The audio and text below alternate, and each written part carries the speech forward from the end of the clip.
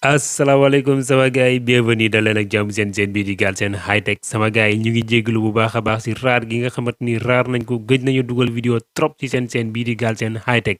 mais na ngeen xam ne jeex na bis ni ki tey nag ñu dellu ñëwaat ci li nga xamante ni moo di mise à jour bu bees boo xamante ni WhatsApp def na ko muy nekk mise à jour bu bees tax boo xamante ni bu am solo la. si ñenn ñi nga xamante ni maanaam waxtaan yi nga xamante ni ñu koy waxtaan ay waxtaanu privé la bëgguñ kenn di ko capture d'écran wala sax ñu koy transfert WhatsApp nag indi lu bees sax ci loo xamante ni nag maanaam lu am solo la comme ni ma ko waxee léegi maanaam naka ngay def maanaam ba sa vocal bi ki koy déglu ni benn yoon rek la koy mën a déglu dootu ko dégluwaat bu ko dégloo benn yoon rek vocal bi day daal di effacé wu automatiquement bu njëkkoon nag vidéo lañ ko doon gis wala ñu ko doon gis sax ci photo boo xamante ni envoyé nga ko benn nit waaye nag WhatsApp da ko indiwaat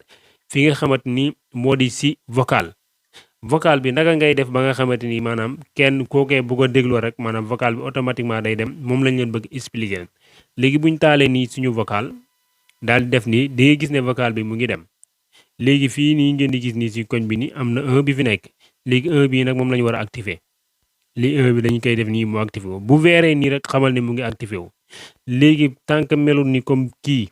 jàppal na activé wul quoi mais à chaque fois booy envoyé vocal boo ñëwee da ngay fekk mu désactivé wu léegi boo bëggee mu activé wu nag da nga koy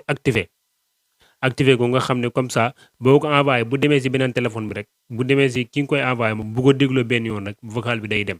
léegi ñu envoyé léegi bu recherché nii ba yegg ñu dem si beneen whatsapp bi ñu xool mais laata que ñuy dem si beneen whatsapp bi ñu envoyé benn vocal ngeen gis ngeen vocal bi fii nii vertewul quoi léegi buñ ko envoyé nii gis nga xam nga ñaari vocal yi wuute na bii nii ak bi ci kaw nii wuute na léegi nag ñu dem ci deuxième téléphone bi ñu wan leen buñ ko dégloo pare nan lay def léegi voilà buñ ñëwee ci deuxième téléphone bi mu ngi nii ñu fiir ko léegi buñ ñëwee da ngeen di gis ne ñaari vocal yu ñu envoyé moo nekk nii bu njëkk mooy bi ci kaw message vocal deuxième vocal bi moo nekk bi ci suuf léegi ñu cliquer bii ngeen xool xam nga moo nekk nii léegi buñ koy dégloo nii léegi ñu avance ko ba mu nekk dernier ba mu fin comme ça mu gën a gaaw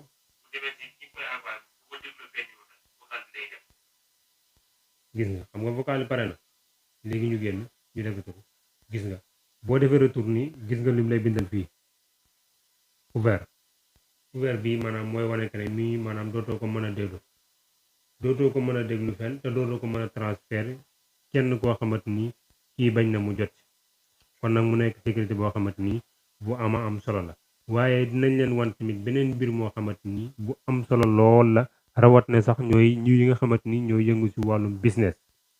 buñ ne ñiy yëngu ci wàllum business nag maanaam ñiy yëngu ci wàllum jënd ak njaay benn appel vidéo boo xamante ni bu am solo